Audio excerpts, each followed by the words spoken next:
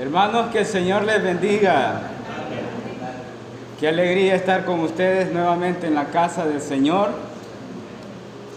sabiendo de que estar en la casa del Señor es un privilegio. Amén. Me alegro de verles aquí de nuevo. Vamos a estar viendo un tema muy importante, muy interesante. Y antes de iniciar, yo quiero que hagamos un pequeño recordatorio de la clase anterior. ¿Se acuerdan cuál fue la clase anterior? ¿Cuál fue la clase anterior? Oración incontrovertible. Amén. Estábamos viendo la oración de Jesús por sus discípulos y estuvimos estudiando todo el pasaje, ¿se acuerdan? Cómo Jesús estaba orando por los que el Padre le dio. Amén. Que no oraba por todos, dice: no oro por el mundo, sino por los que me diste. Amén. Y venimos desde la clase anterior a esa, hablando desde un versículo de Apocalipsis, en donde hay un libro que dice que están escritos en el libro de la vida, y hay otros que no están escritos en el libro de la vida, y lo importante ahí es el tiempo, y dice desde antes de la fundación del mundo. Pero luego vimos que también en la oración que Jesús está haciendo aparece el mismo tiempo y dice desde antes de la fundación del mundo. Amén. Entonces estamos hablando de los mismos tiempos.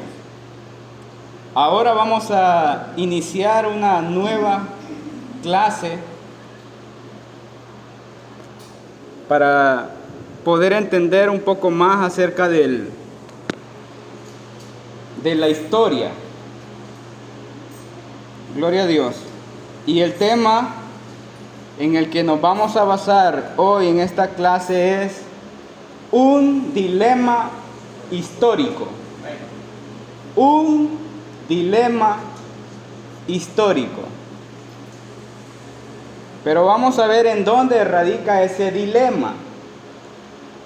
Y para eso quiero que leamos un versículo bíblico en una carta del apóstol Pablo a Efesios. Efesios capítulo 1, versículo 11.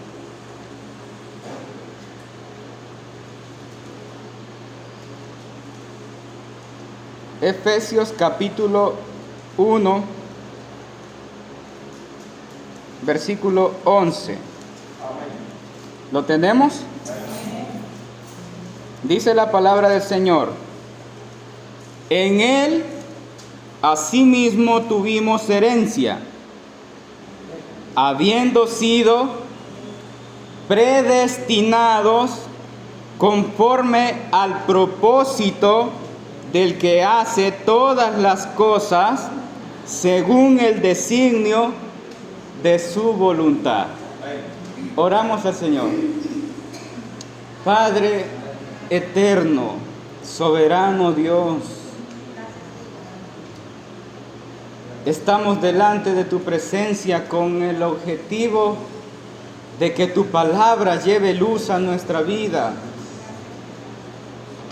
Reconocemos, Señor, que tu palabra sobrepasa todas las cosas y que solo tu palabra puede hacernos libres.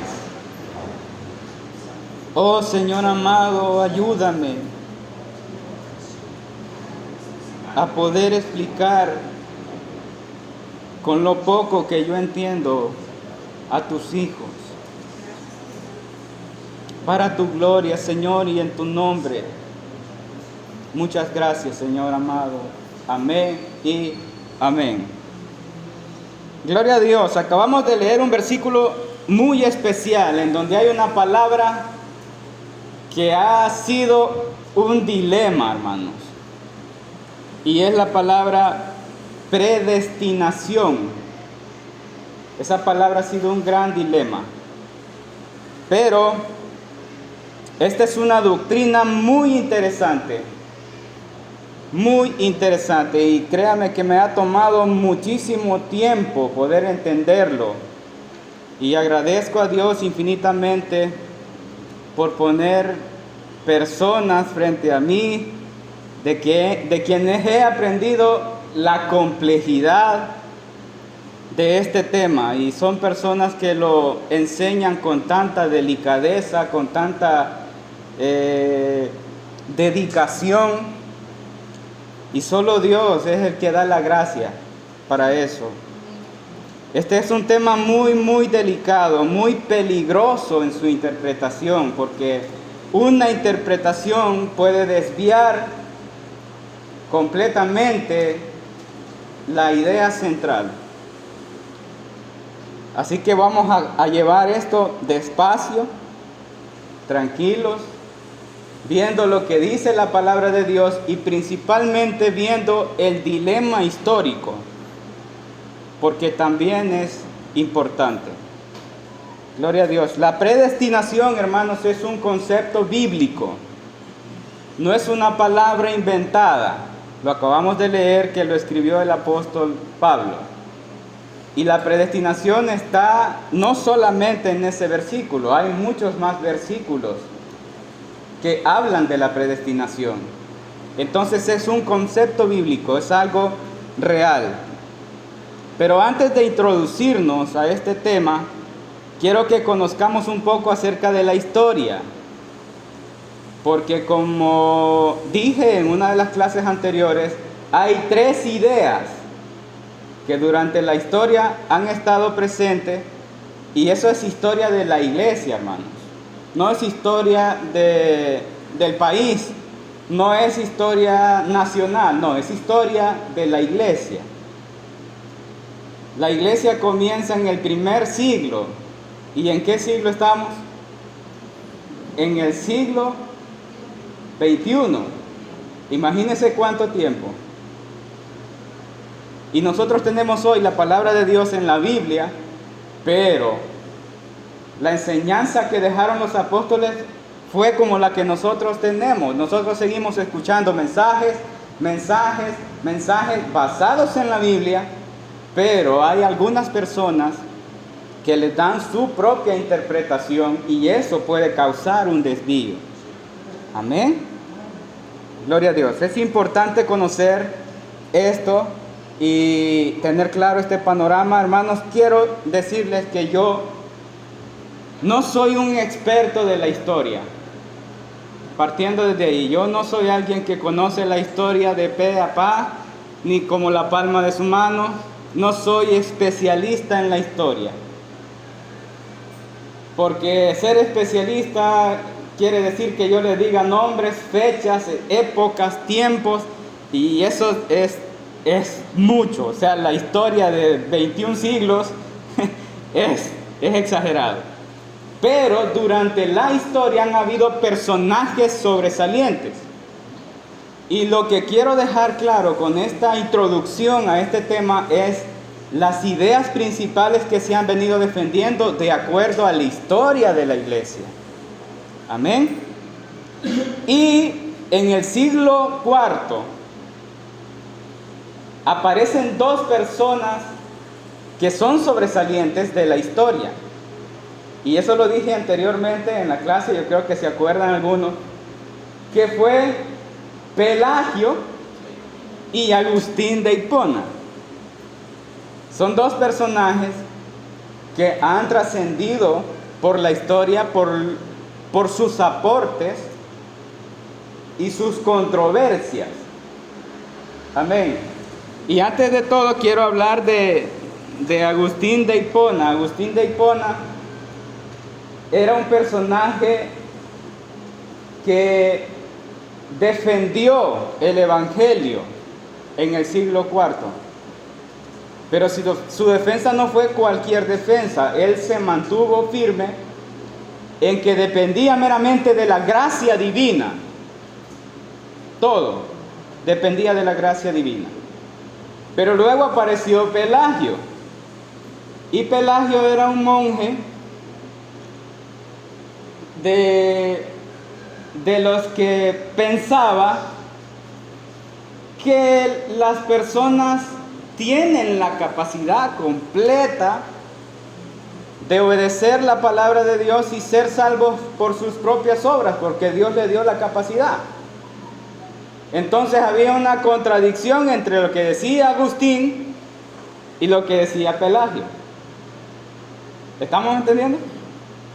Pero después de eso, hay otro grupo que está escuchando lo que dice Agustín y evaluando lo que dice Agustín y lo que dice Pelagio. Entonces, cuando pasa esto, ellos dicen, no, pues no puede ser completamente gracia divina, porque el hombre tiene que hacer algo para recibir esa gracia. Entonces se levanta otro grupo que piensa que la gracia es sumamente importante y necesaria, pero también la decisión humana. ¿Sí?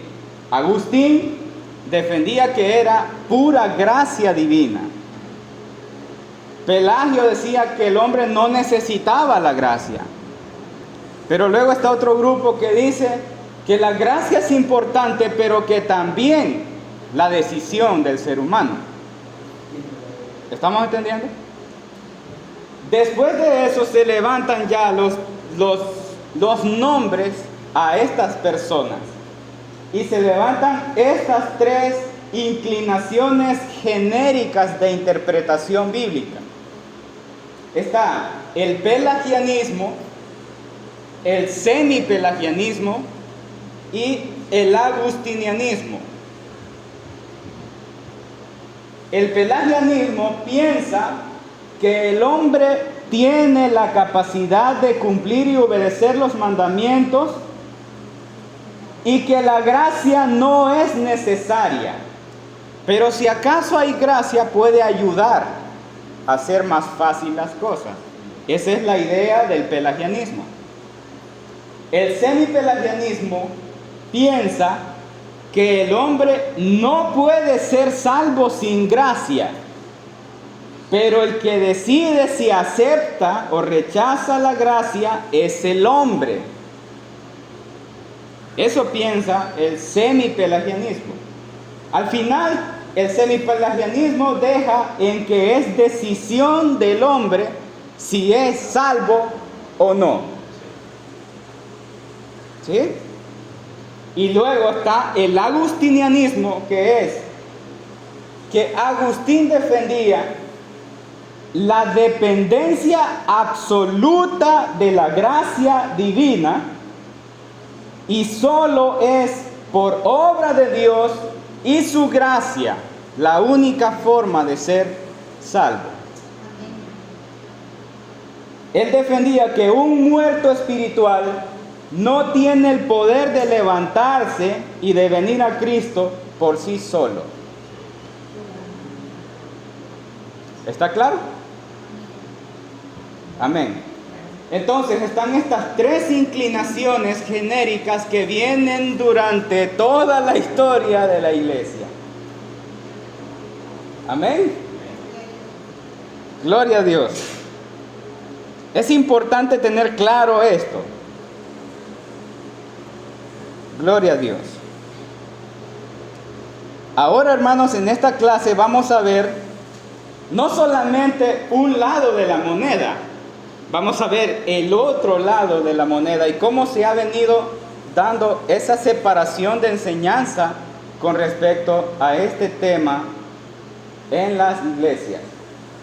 Y para eso yo quiero que veamos lo otro que tengo escrito en la pizarra, y es que son las inclinaciones históricas con respecto a la defensa de este tema en específico. Hay una inclinación a la gracia y obra divina y hay otra inclinación a la cooperación con la gracia. ¿Vemos la separación? Hay una que defiende que es pura obra y gracia divina, y hay otra que defiende la cooperación con la gracia. Amén. Y eso mismo, en eso se diferencia el agustinianismo con el semi-pelagianismo. Quiero dejar algo bien claro, que el pelagianismo ya no está ahí. Porque el pelagianismo, hermanos, no pertenece a una idea cristiana. El pelagianismo desecha completamente la gracia, desecha completamente el sacrificio de Cristo. Y si un hombre tiene una capacidad tan exagerada, ¿para qué entonces Cristo moriría?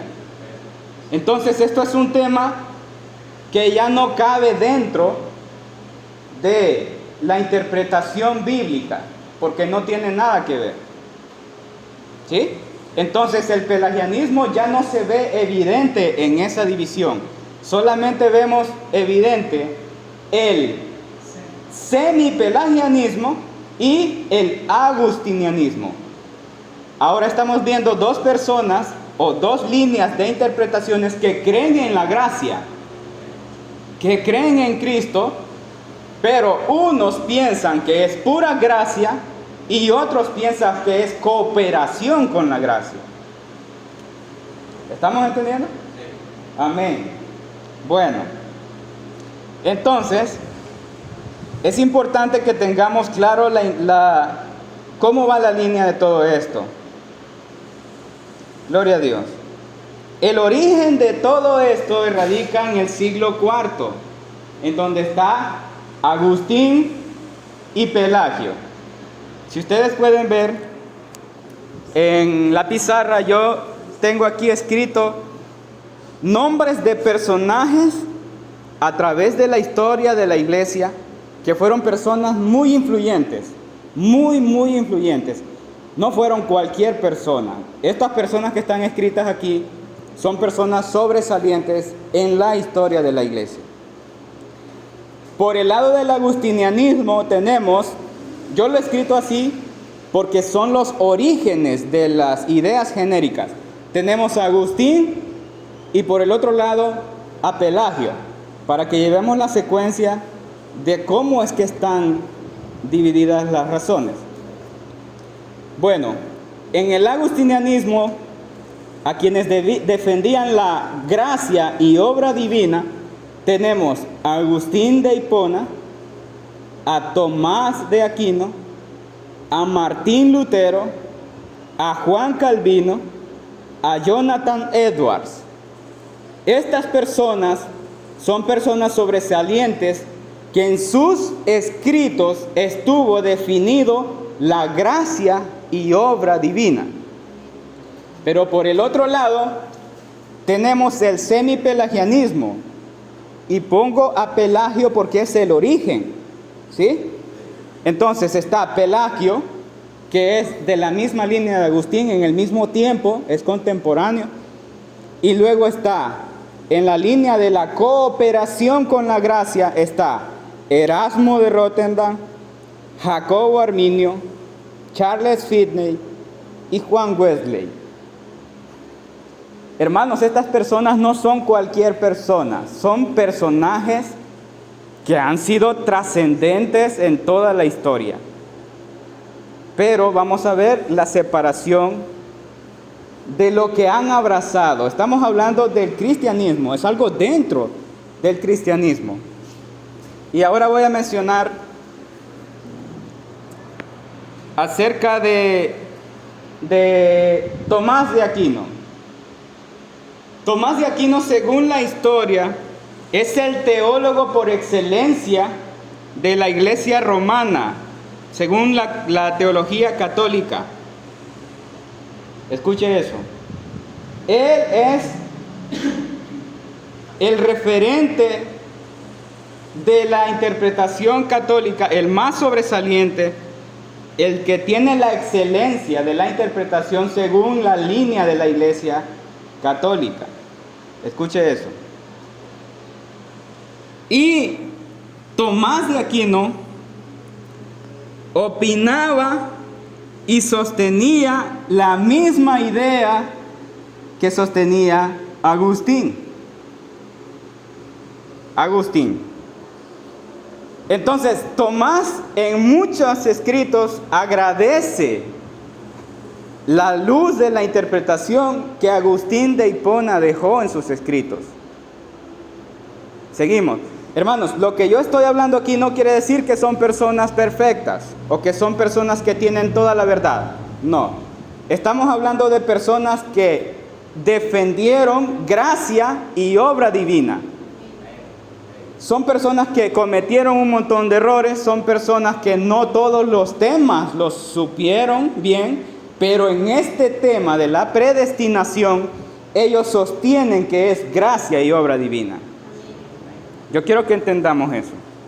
Entonces, después de Tomás tenemos a Martín Lutero. Martín Lutero no es cualquier personaje tampoco, porque Martín Lutero es el que clavó las 95 tesis en la Universidad de Gutenberg, ¿sí? Y es el que produce la separación entre la línea del catolicismo y los protestantes, ¿sí? Fueron 95 tesis basadas en 5 solas que escribió este personaje y hace una separación del catolicismo y el cristianismo. Aunque el cristianismo se le llama seguir a Cristo. Entonces, estas líneas siempre están en la idea de seguir a Cristo. Pero hay una división por Martín Lutero, que es el que presenta las 95 tesis de la Reforma. Y después de Lutero sigue Juan Calvino, que mantiene la línea que ha dejado Martín Lutero. Pero quiero hablar por el otro lado. En la cooperación de la gracia, después de Tomás de Aquino, queda Erasmo de Rotterdam. Erasmo de Rotterdam era un teólogo, filósofo, humanista. Cuando decimos que es un teólogo, hablamos de que estudiaba la Biblia. Filósofo, que era una persona que tenía una capacidad mental para expresar lo que pensaba de una manera profunda. Pero cuando decimos que era humanista, es que él pensaba en resaltar la capacidad humana. ¿Sí? Entonces, si él era una persona que resaltaba la capacidad humana, estamos hablando que él iba a defender la cooperación con la gracia, porque el ser humano tiene la capacidad. ¿Sí? Amén. Y después de Erasmo aparece Jacobo Arminio, que también es otro personaje muy, muy importante. Y Arminio está entre la línea de Martín Lutero y Juan Calvino. En esa época de la historia, ahí está. Pero Jacobo Arminio se mantiene en que no podía ser solo obra y gracia divina. También Jacobo Arminio mantuvo de que está en el hombre la decisión de ser o no ser salvo, aunque haya gracia. Eso lo sostiene Arminio. Pero luego de eso sigue Juan Calvino. Decía anteriormente que Juan Calvino se mantuvo en la línea que Martín Lutero en la Reforma había dejado. Las 5 solas que están escritas en la línea de Martín Lutero son sola escritura, sola fe, sola gracia, solo Cristo y solo para Dios la gloria. Amén. Escuche eso, son las 5 solas. Esas son las 5 solas que están escritas por este personaje. Y fueron 95 tesis que él fue a clavar a la entrada de la Universidad Católica, que fueron 95 tesis que no pudieron ser contrarrestadas bíblicamente. Y esto era algo en contra del catolicismo y de cómo se manejaba el sistema del catolicismo. De ahí vienen los protestantes, porque esta fue una protesta que Martín Lutero hizo. Pero después de eso, en ese dilema, aparece ya más contemporáneo, más después de todas estas épocas, aparece Charles Finney, que fue un personaje muy importante y muy influyente en este lado de América. Ya estamos hablando del continente americano. Charles Finney es una persona que influyó en sus mensajes antes y durante la formación de los movimientos de los mormones, del millerismo, de los adventistas y de los testigos de Jehová. Oiga eso. Él es Charles Finney. Esta persona influyó en sus mensajes en ese tiempo a esas líneas que salen y surgen de ese tiempo. Y él también mantenía en su mensaje que era cooperación con la gracia. ¿Sí? Había gracia, pero las personas deciden si aceptan la gracia o no la aceptan o la rechazan. Por otro lado, aparece otra persona que defiende la gracia y obra divina, que se llama Jonathan Edwards. Jonathan Edwards es un personaje también que tuvo un impacto tremendo. Y a Jonathan Edwards se le entrega un premio de reconocimiento como una de las mentes más brillantes que ha existido en la historia de los Estados Unidos con respecto a la teología bíblica. Hizo una contribución de un libro en donde explica completamente a profundidad el tema del libre albedrío, la esclavitud de la voluntad. Eso él lo explica, se llama Jonathan Edwards. Pero este Jonathan Edwards es influenciado por las enseñanzas de Calvino y toda la línea que viene de la gracia y obra divina. ¿Sí? Y después, por otro lado, tenemos la cooperación de la gracia, la cooperación con la gracia, y tenemos a Juan Wesley, que es un personaje muy importante en la historia, porque la línea de los Wesley es la que mantuvo uno de los más grandes avivamientos del Espíritu Santo en la historia. Pero ellos también están inclinados en la cooperación con la gracia. Ahora vea la línea. ¿Por qué entonces yo me enfatizo en explicar esto, hermanos?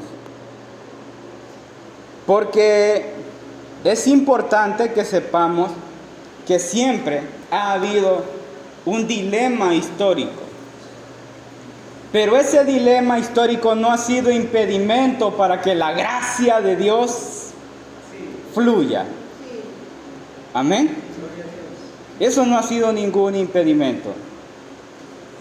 Pero en cuanto a la historia, quiero que sepamos que de Lutero salieron los luteranos. De Arminio salieron los arminianos o remonstrantes.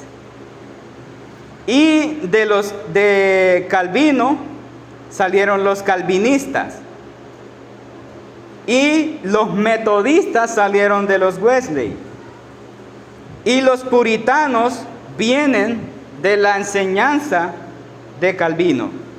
En el tema de la predestinación, en el tema de que Dios decide la salvación de las personas, a Calvino se le ha tomado como el único personaje que ha defendido el tema de que solo le pertenece a Dios esa elección. Si usted habla con alguien que ha estudiado con respecto a este tema, le van a hablar de la predestinación por lo que Calvino dijo. Pero ahorita hemos aprendido que este dilema histórico viene mucho antes de Calvino. Amén. Y para que entendamos lo de Calvino, es que en este dilema en que cuando Martín Lutero muere, imagínense cómo es la cosa. Cuando Martín Lutero muere, los luteranos quedan en dirección de Felipe Melanchthon, que es el sucesor de Martín Lutero. Pero Felipe Melanchthon se inclina a la cooperación de la gracia. Entonces allí hubo otra desviación, porque ya no era lo que Martín Lutero había enseñado, y no era porque Martín Lutero se retractó. Martín Lutero mantuvo su postura hasta la muerte. Entonces no pudo haber sido desviación de Lutero. Fue de Felipe Melanchthon, que hizo la desviación del luteranismo a la cooperación con la gracia. Pero debido a eso, aparecen los remonstrantes, que es los seguidores de Arminio, de Jacobo Arminio, y hacen una serie de puntos que van a tener que tratar en una reunión para ver si eso es verdad bíblicamente o es una mentira. Y llevan los 5 puntos del calvinismo, así se llama. Los 5 puntos del calvinismo, para que sean evaluados, porque ellos querían que se sacara esa idea. Ellos son los remonstrantes. Ellos llevan esos 5 puntos a un examen para que determinen si es algo bíblico y para que determinen si es una verdad aceptable o no. Para ese tiempo Juan Calvino ya había muerto. Así que Juan Calvino no creó el movimiento de los calvinistas. Juan Calvino ya había muerto. Los 5 puntos del calvinismo salen de la conclusión de esa reunión que hicieron los remonstrantes en contra de lo que predicaba Calvino. Y quiero mencionarles esos 5 puntos.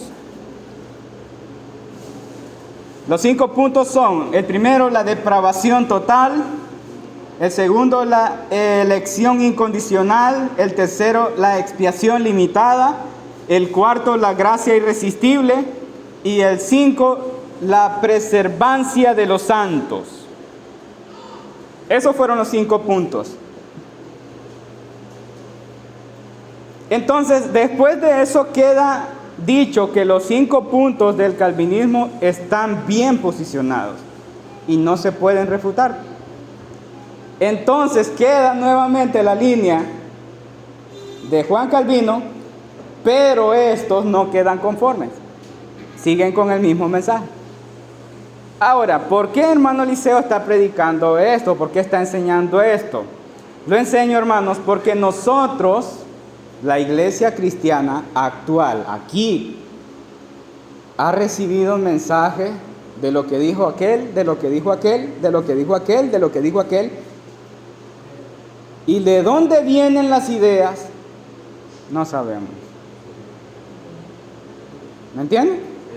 Ahora, por eso es necesario saber estas inclinaciones. Respetamos como personas y como cristianos y como hijos de Dios a todos los personajes, porque no podemos condenar ninguno de ellos. ¿Sí? Antes que todo tenemos que ver que estos hermanos que no opinan igual que nosotros, no dejan de ser creyentes de que existe un sacrificio de Cristo, porque ellos también lo predican. Amén. Ellos también lo predican. El punto aquí central es que hay esta división: gracia y obra divina, y otra, cooperación con la gracia. ¿Sí? Bueno, entonces quería dejar claro eso, porque después de esos 5 puntos que quedaron abiertos ahí, quedaron fijos de los de Calvino, aparecen otro grupo que son los hipercalvinistas, que esos defienden una enseñanza que va mucho más allá de la gracia de Dios. Y ellos defienden que una vez si es salvo, siempre será salvo sin importar lo que salga, ni lo que sea, ni lo que cometa. Pero eso no es bíblico. Pero sale de la historia, sale de ahí. Entonces, lo que quiero que tengamos claro es que hay siempre extremos. Hay muchos extremos, pero hay una línea que define lo que es y lo que no es. Amén. Entonces, yo quería anticiparme antes de hablar acerca de la predestinación en este dilema histórico, porque no es un dilema de ayer. Estamos hablando de varios siglos que se ha tenido este dilema. Así es que esta es la clase de hoy, y el próximo domingo, si Dios permite, seguiremos en la clase ya entrando al tema de la predestinación, teniendo claro esto, teniendo claro que hay una gracia y obra divina completa, y también hay una idea de cooperación con la gracia. Amén. Así que esta es la clase de hoy, y que el Señor les bendiga, hermanos.